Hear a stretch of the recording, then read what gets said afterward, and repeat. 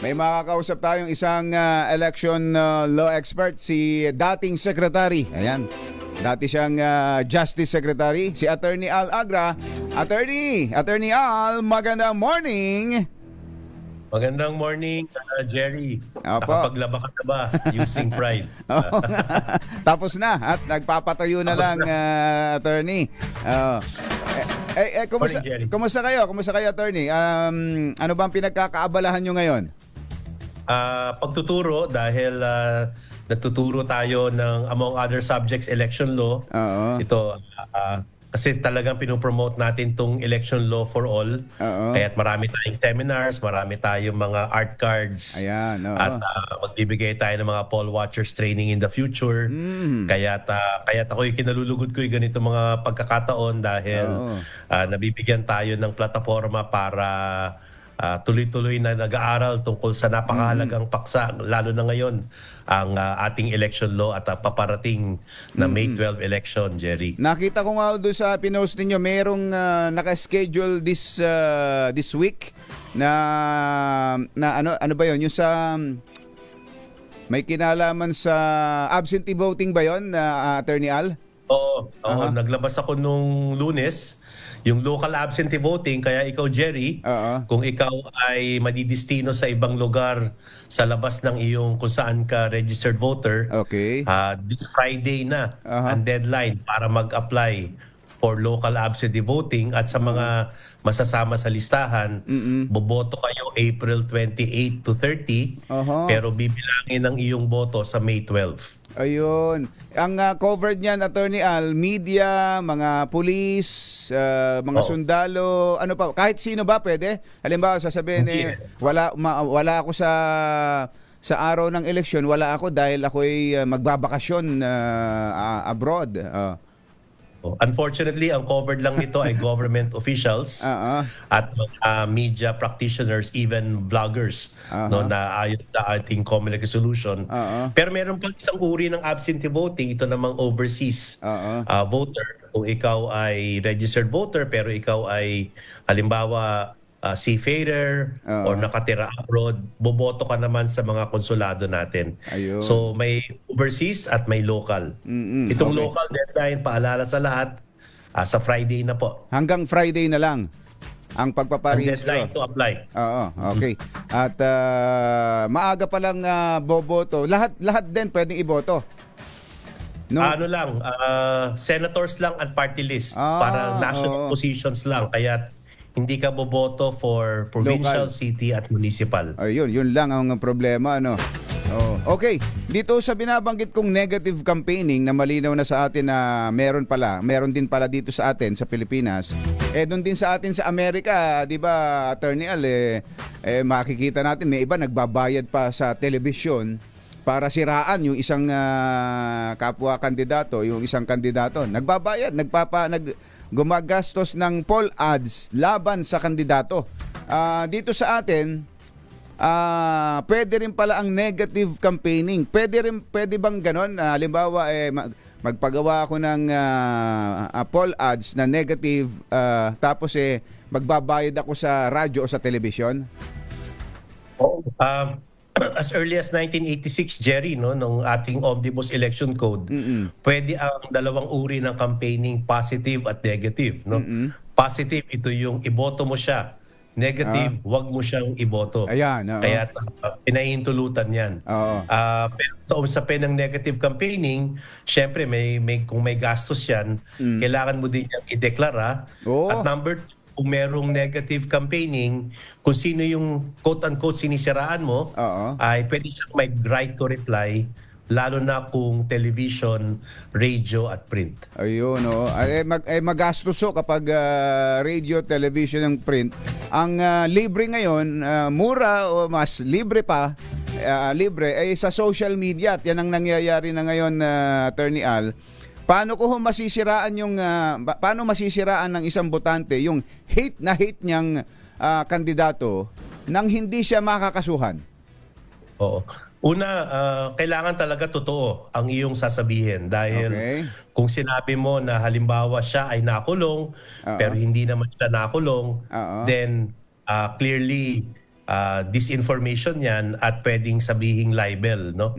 Siyempre, pag ginamit mo ngayon ang social media, magiging cyber libel na siya. Oo. Kalalabas Matindi. din ng COMELEC ng isang resolution about fair and anti-discriminatory campaigning. Ito yung sa mga halimbawa mga kababaihan or mga LGBTQIA, Oo. yung ating persons with disabilities. Ayan, oo. Red tagging, pinagbabawal na rin ng Bawal ating yan. Commission on Election, Oo. no? Kung panunuya dahil siya ay may HIV, no?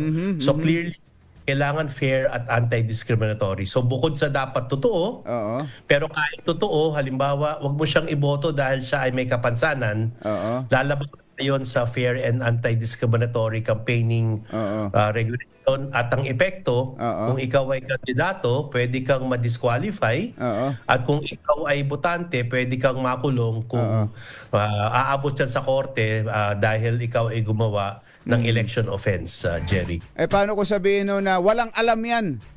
Gusto niyang maging senador, wala namang alam yan. Ano ba yan? Tinutukoy ka ba, Jerry? Wala ka naman tinutukoy. Wala naman, no? Pero bawal ba yun, Attorney Al? Sinabi, anong alam niyan? Ba't gusto mag-senador niyan? Ganon. Medyo ano yan, no? It can go either way, Jerry, ano, na kasi clearly defamatory siya, no? Clearly paninirang puri dun sa Kandidato. taong yun. Oo. And what if yung taong yun pala ay college graduate or high school graduate? Oo. So kahit paano meron siyang alam. Kaya baka maging libel pa yan or cyber libel. Pero siguro depende rin how you telegraph the message. Oo. No, pwede nating sabihin na dapat ang iboto natin ay may sinusulong na ganitong plataforma. Dapat ang iboto natin ay alam kung ano ang kanyang gagawin. So pwede meron namang sigurong disimuladong pamamaraan ng negative campaigning. Pero clearly, pwede mong sabihin, wag mo siyang iboto dahil hindi niya taglay ang katangian ng isang dapat na senador or mayor. Oo.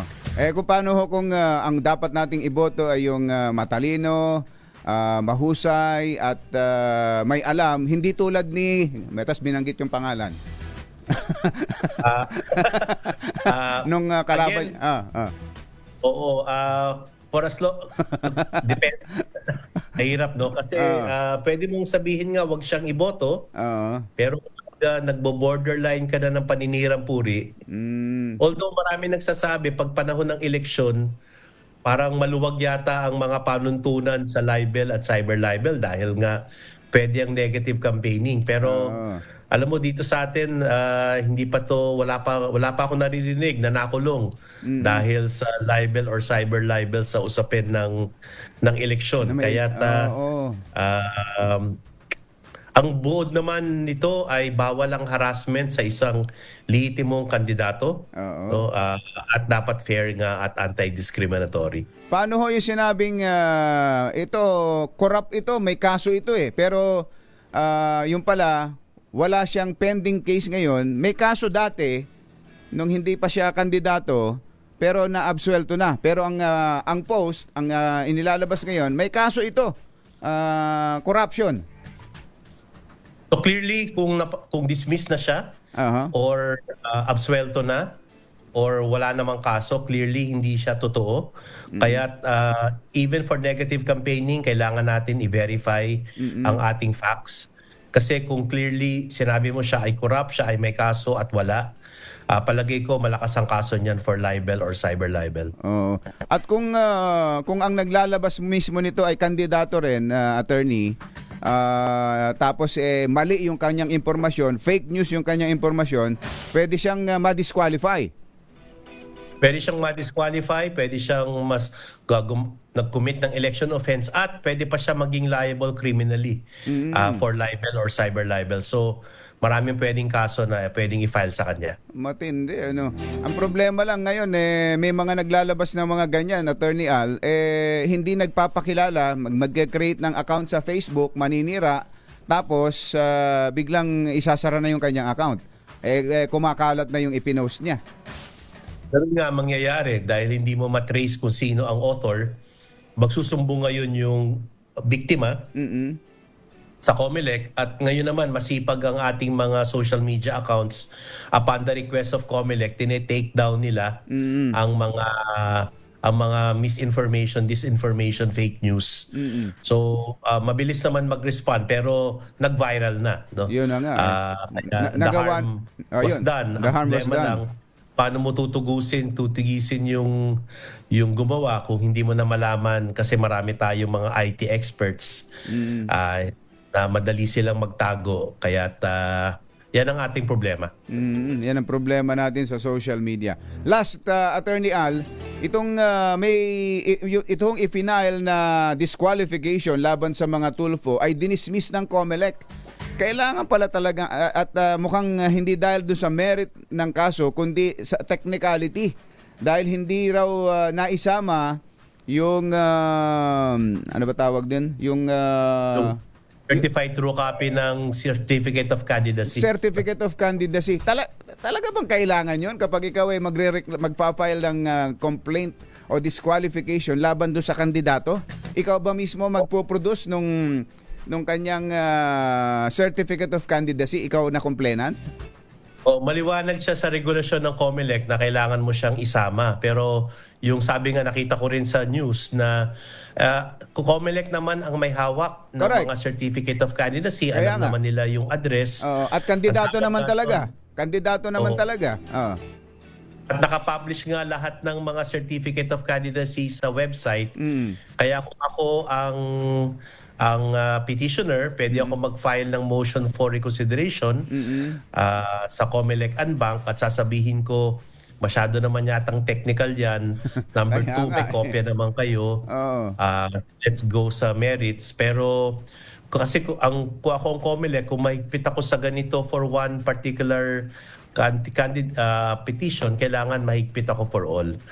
May bago lang nakalalabas na desisyon ang ating Supreme Court na ilang minutes lang late nag-file ng Certificate of Candidacy. According to the Supreme Court, dapat pinagbigyan nilang dahil pumunta naman siya before the closing, pero may kulang. Pagbalik niya 3 minutes late, but hindi tinanggap. So, I think according to the Supreme Court, wag naman tayo masyado maging technical. Kaya't yun ang pwedeng gamitin ng petitioner sa kaso na yun para maituloy pa up to the bank level and maybe the Supreme Court. Oo, ito na sabi ko it doesn't make sense na kaya nga pinapa-disqualify kandidato tapos kailangan pang kasama dun sa ipinail mong complaint yung Certificate of Candidacy. Hindi tuloy natalaka yung issue tungkol doon sa yung main issue ng complaint na may kinalaman sa dynasty. Kayo po ba, attorney, last na lang talaga.